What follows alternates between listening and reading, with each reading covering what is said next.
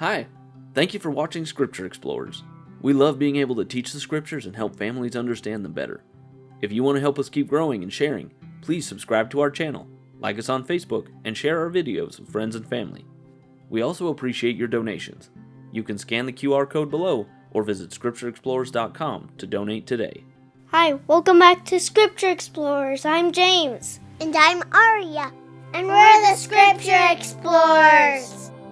The church in your time is amazing. There are millions of people all around the world who go to church and the temple, but it all started with this 14-year-old boy. Who is he?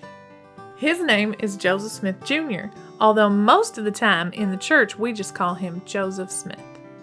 I've heard about him. He made the Book of Mormon, right? He translated the golden plates that we now have as the Book of Mormon. What does translated mean? The Book of Mormon was written in a very old language, and it is not a language we speak. Translating is where you take words from one language and change them into a different language. This is how people from different countries that speak different languages can understand each other. They sometimes hire people called translators to help them. And that's what Joseph did with the Book of Mormon. He took it from an old language we couldn't understand and made it into English so we could read it and then translate it into lots of other languages.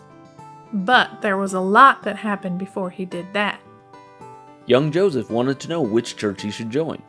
He had gone to a lot of them and he would read the Bible, but there were so many churches that he didn't know which one he should join. He felt lost and confused.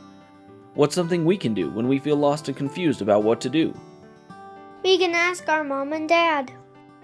That's a good idea. But who else could we ask? Heavenly Father? That's right. Joseph Smith read in the Bible some of the words from the book of James. Me? No, a different James. It said that if anyone lacks wisdom, they should ask of God. That's just what Joseph Smith decided to do. He went and prayed, and he asked what church he should join. I think he was just expecting the Holy Ghost to help him know, but something else happened. Heavenly Father and Jesus showed themselves to him. They told him that none of the churches were true, and that he had a great work to do.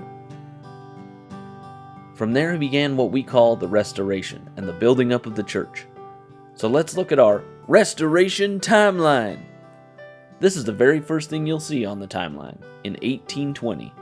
We call it the first vision. Joseph Smith went and talked to many people about his vision. Did people like what he said? No, they didn't.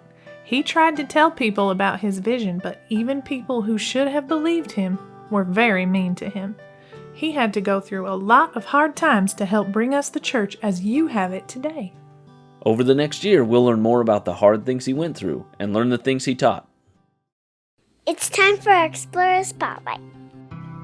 I saw a pair of light exactly over my head, above the brightness of the sun, which descended gradually until it fell upon me. When the light rested upon me, I saw two personages, whose brightness and glory defied all description, standing above me in the air. One of them spake unto me, calling me my name, and said, pointing to the other, Joseph, this is my beloved son, hear him.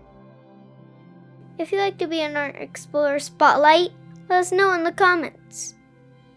I hope you learned a lot today. Remember to subscribe and share.